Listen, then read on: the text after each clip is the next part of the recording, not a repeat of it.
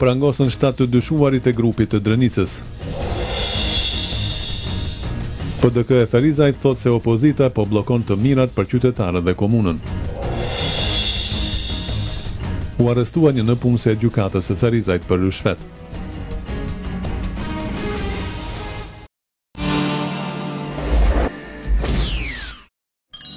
Buk si në shtëpinë tuaj. Orex, kënaqësia e gatimit.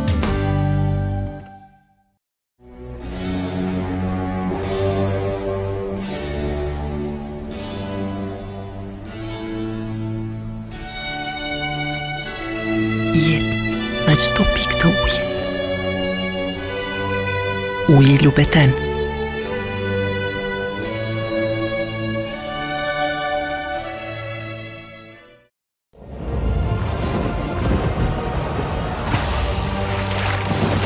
X Energy Drink. Dini Company. Dini Company. Qendër ekskluzive dyerve dhe dritareve nga Gjermania. Produkte të kompanisë Vestag Getalit. Dizajne unikate, Cilësi dhe garanci 10 vjeçare. shitje e laminatit gjerman. Dini Company. Dini Company. Në Veternik Prishtinë dhe në Ferizaj në magjistralen për Prishtinë. Ferplast Ferizaj. Prodhimi gypit të korriguar deri në fi 1000.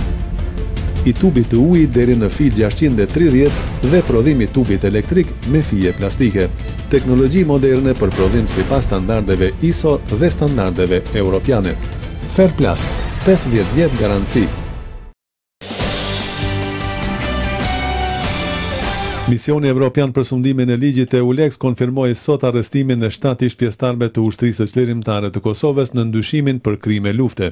Një panel i gjykatësve të EULEX-it dhe atyre të Kosovës në gjykatën e apelit në Prishtinë ka modifikuar vendimin e gjykatës themelore në Mitrovicë duke ndryshuar masën e arrestit shtëpiak në paraburgim kundër 7 të dyshuarve për krime lufte ndaj popullatës civile, thuhet në njoftimin e misionit të Bashkimit Evropian. Po sipas këtij njoftimi, paneli ka pranuar apelin e prokurorit special dhe ka hedhur poshtë ankesat e mbrojtësve të akuzuarve.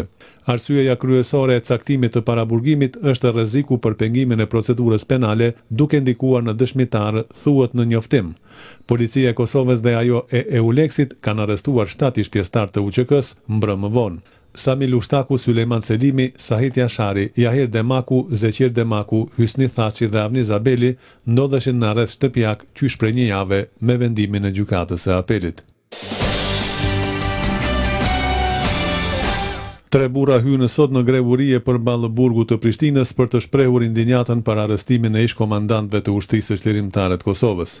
Ata thanë se do të qëndrojnë aty për kohë të pacaktuar duke kërkuar lirimin e menjëhershëm të krerëve të UÇK-s. Personat që kanë hyrë në grevurie nuk treguan se nga cili vend vinë, por thanë se janë këmbgulës deri në realizimin e kërkesave. Rreth 2500 maturantë të shkollave të mesme të Ferizajt e mbajtën sot paradite pjesën e parë të testit shtetëror të maturës. Maturantët ishin të shpërndarë në 13 qendra në mbikëqyrjen e rreth 210 administratorëve.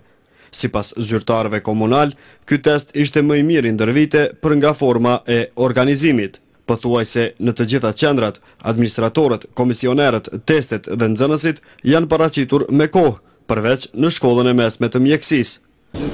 Unë konsideroj që ky test është testi më i mirë i mundshëm, po them për rrethonat tona, sepse administratorët dhe gjithë stafi që përbërës ka ardhur tepër herët dhe janë sistemuar me kohë, na kanë rritur testet me përjashtim të një qendër që kemi pak mungesë testes, jemi marrë vesh në kuadrët Ministrisë me përgjegjësit dhe gjithçka ka filluar me kohë dhe konsideroj që do të jetë test i suksesshëm. Disa nga qendrat ku u mbajt testi i vizitoi edhe kryetari i komunës Agim Aliu, i cili bisedoi me maturantët dhe i inkurajoi ata që të jenë sa më të suksesshëm.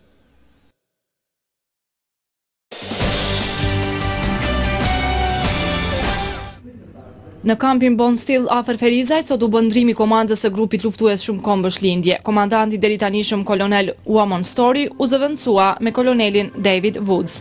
Në këtë ceremoni ishin të pranishëm autoritetet vendore dhe ndërkombëtare. Komandanti i ri i KFOR-it 17 Woods u zotua asaj me ushtarët e tij do të jenë të gatshëm të shërbejnë gjithmonë aty ku populli i Kosovës ka nevojë. Kolonel Woods e konsideron sfidë dhe përgjithësi ardhjen e tij në këtë kohë, duke pasur parasysh situatën aktuale në veri të Kosovës. I think our greatest challenge is going to be gaining an understanding. Unë mendoj se detyra jonë kryesore është që ta kuptojmë në tërësi situatën në rajon.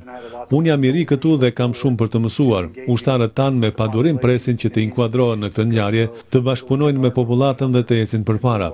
Ne kemi pasur stërvitje të mjaftueshme dhe përgatitjet tona kanë qenë të mpreta dhe tani na duhet njohja e ambientit në cilin do të punojmë, tha kolonel Woods. Komandanti i KFOR-it në Kosovë, General Major Walker Hallbauer, e vlerësoi situatën aktuale në Kosovë. Let me start with my assessment about the southern part, which is basically south of. Më lejoni të filloj me vlerësimin e gjendjes së jugut, e cila ndodhet nën lumin Iber në jug, ku ne mund të themi se kemi një ambient të qetë dhe të sigurt. Për veri unë mund të themi se kemi një ambient të qetë, por të tensionuar dhe kjo ka dallim. Por nëse kthehem pas dhe mendoj për bisedimet që janë bërë, unë jam shumë i sigurt që politikanët po marrin bisedimet në dorë dhe do të gjejnë zgjidhje. Pra ne KFOR-i jemi në gjendje ta mbështesim këtë proces me mjetet që i kemi në dispozicion të ndërhyjmë në qoftë se siguria është kërcënuar. Tash për tash nuk shoh një gjë të tillë, por nëse do të ndodhë, ne do të ndërmarrim të gjitha masat që kanë lidhje me misionin ton, tha General Hallbauer. U bë ditur se Brigada Re 525 e survejimit në BT, e njohur edhe si Brigada Vetëtim, ka një histori të shquar prej pothuajse 7 dekadash, u tha se disa nga zbarkimet e fundit i ka bërë në Afganistan dhe Irak.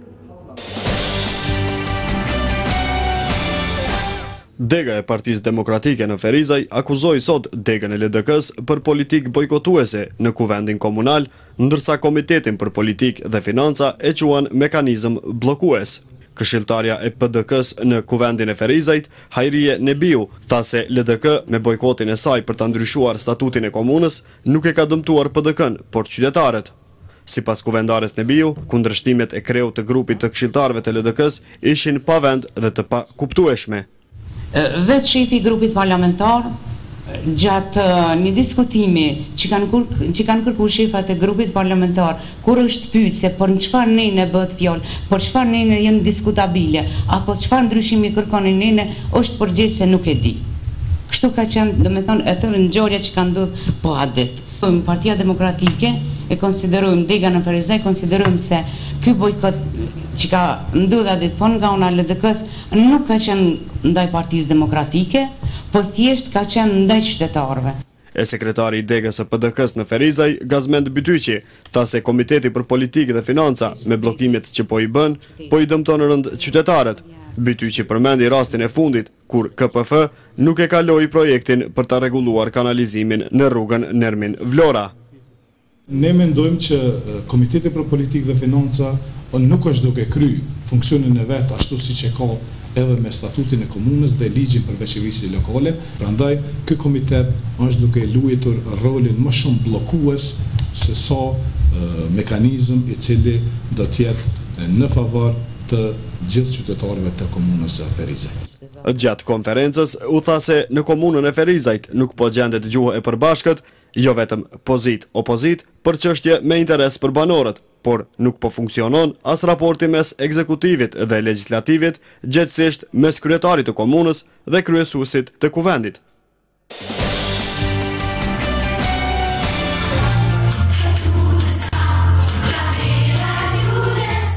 Fëmijë Ferizajas kënduan, recituan e vallëzuan në ditën e tyre.